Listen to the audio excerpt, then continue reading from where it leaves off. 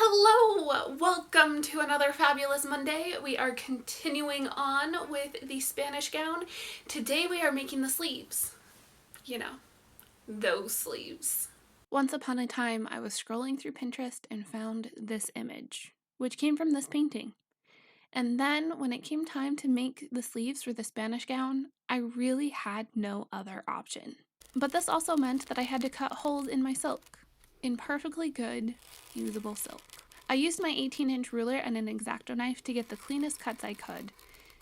Each one is about 1.5 inches long with a 1/2 inch of space in between them. After I had cut up a yard of perfectly good silk, I measured out 1-inch strips of my brown accent fabric and tore it on the grain.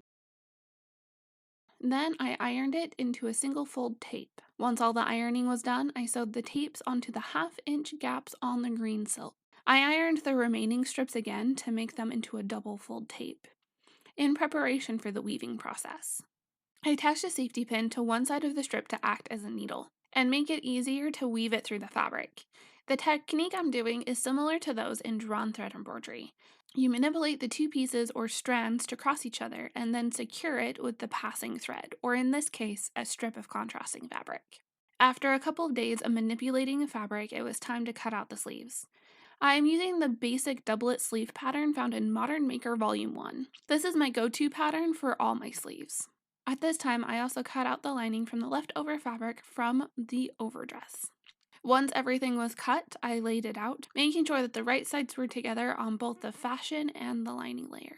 For the sake of making things easier on myself, I chose to flatline the sleeves. This also meant that you wouldn't see seam lines through the woven fabric. The construction of the sleeves was fairly straightforward. Pinning liberally, line up the designs on the fabric.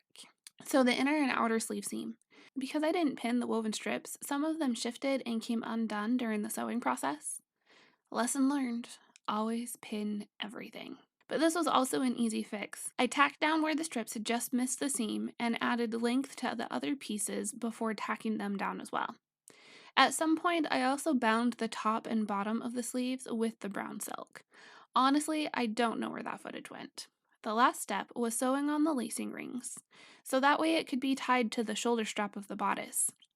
I chose to put 5 lacing rings on instead of my usual 3 because I wanted all of the fluffy bows. These sleeves are what dreams are made of, and I'm so glad I took the time to make them because they really complete the outfit. Alright, thank you so much for watching. I hope you enjoyed it.